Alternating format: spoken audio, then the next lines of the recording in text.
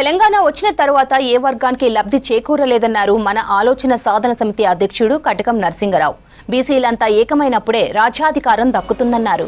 బీసీలను ఐక్యం చేసేందుకు మన ఆలోచన సాధన సమితిని ఏర్పాటు చేసినట్లు తెలిపారు. హైదరాబాద్ నాంపల్లి ఎగ్జిబిషన్ గ్రౌండ్స్ లో మన ఆలోచన సాధన సమితి ఆవిర్భావ సభలో పాల్గొన్నారు. విద్యతోనే ప్రతిదీ సాధ్యమవుతుందన్నారు సీనియర్ జర్నలిస్ట్ వెంకట్ నారాయణ్. అన్ని పార్టీల్లోని బీసీ నాయకులు ఒక్కటైతే రాబోయే రోజుల్లో అధికారం బీసీలదే అవుతుందన్నారు. ఈ కార్యక్రమంలో గడ్డం నరసింహగౌడ్, తడక యాదగిరి, బీసీ సంఘాల నేతలు పాల్గొన్నారు. శ్రీ దుడుకు గోవర్ధన్ గారు నా 40 సంవత్సరాల సుదీర్ఘ రాజకీయ, సామాజిక, ఆర్థిక, సాంస్కృతిక ఉద్యమాల ద్వారా వచ్చింది.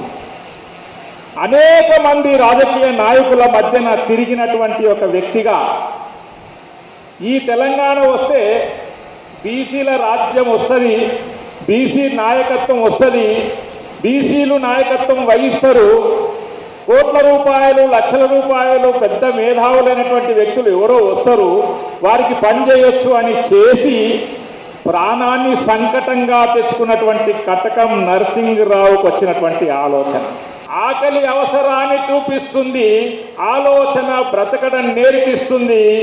ఈ బ్రతకడం కష్టమైనటువంటి బీసీలలో ఆలోచన చేయడానికే ఆలోచన సాధన సమితి వచ్చింది అని మీ ముందు చెప్తున్నా.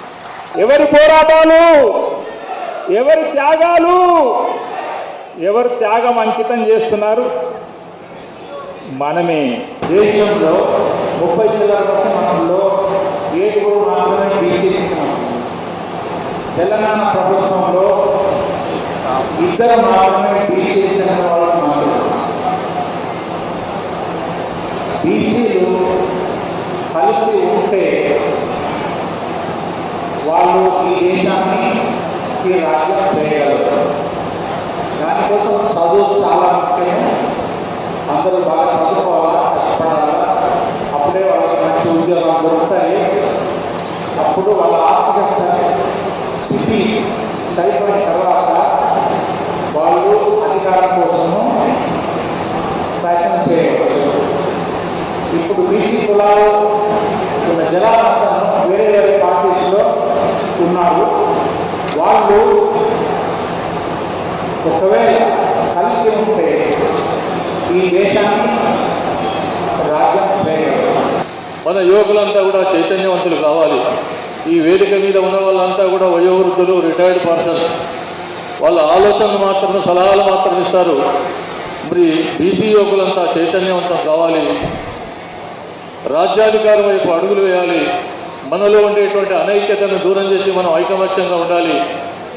నేను అప్పీల్ చేస్తున్నాను, వివిధ రాజకీయ పార్టీల్లో ఉండేటువంటి బీసీ నాయకులారా, మీరంతా ఒక వేదిక మీదకి రండి. బీసీలనంతా నడిపించండి. రాజ్యాధికారం మీ చేతుల్లోకి తీసుకోండి. మీరు వీడిపోతే పడిపోతారు, పడిపోయినట్లుగానే ఉన్నాం.